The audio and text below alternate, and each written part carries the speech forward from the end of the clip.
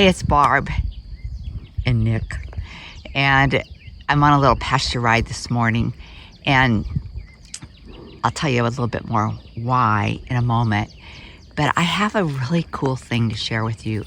A few weeks ago, it's probably a month or so ago now, I had an interview with Dr. Stephen Peters, who's a neuroscientist who has spent a lot of time studying the human brain, but he also studies the horse brain. Nick, he knows all about your brain, baby. And he does that for the purpose of understanding both horses and humans and how we can all work better together. And so one of the things that I learned a lot of stuff, but one of the things I learned about were dendrites. And you may or may not know this, I'm not a real neuroscientist kind of girl. I think it's interesting, but I don't study it a lot.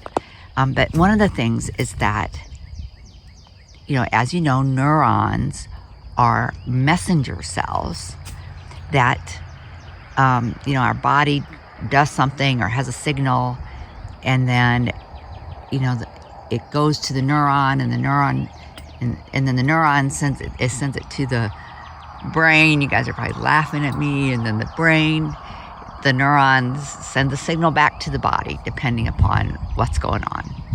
Okay, so those neurons are very important, and they're messenger cells. So I'm going to back up here a little bit.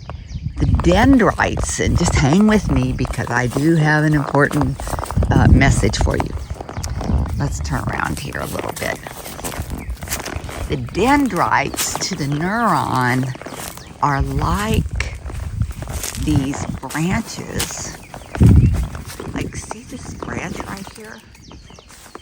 That's like, the biggest part would be the neuron, and as you go out, those would be like the dendrites. And the more dendrites and the healthier they are, and the more stimulated the cell,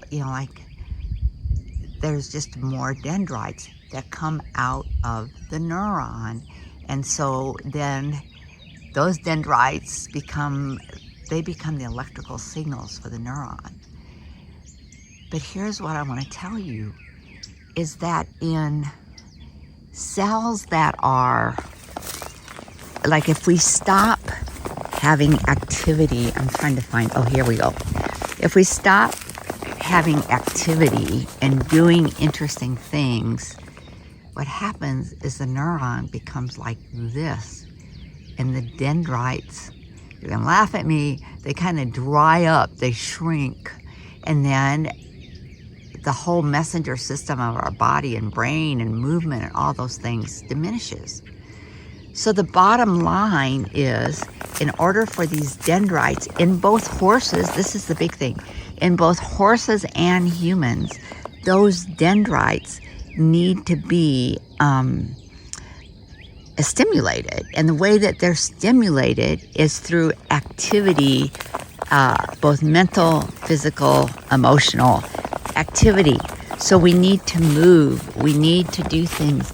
We need to do things that we don't really know about, interesting things, a variety of things, curiosity things, to keep the dendrites in full swing.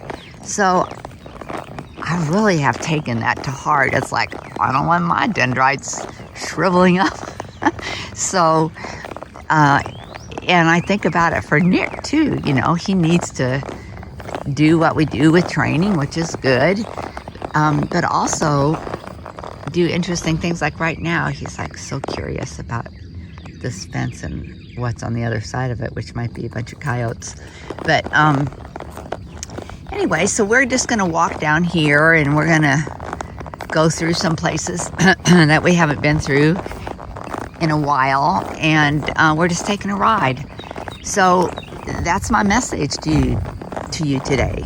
Short and sweet, but keep moving, keep doing interesting things, keep doing things that you are curious about, and that you don't have to have it all figured out. That's part of the stimulation of the dendrites. Okay, let me know what you think. You can laugh at or giggle at my scientific prowess in use of terminology. Have a great week. Bye-bye. Say bye, Nick. Bye.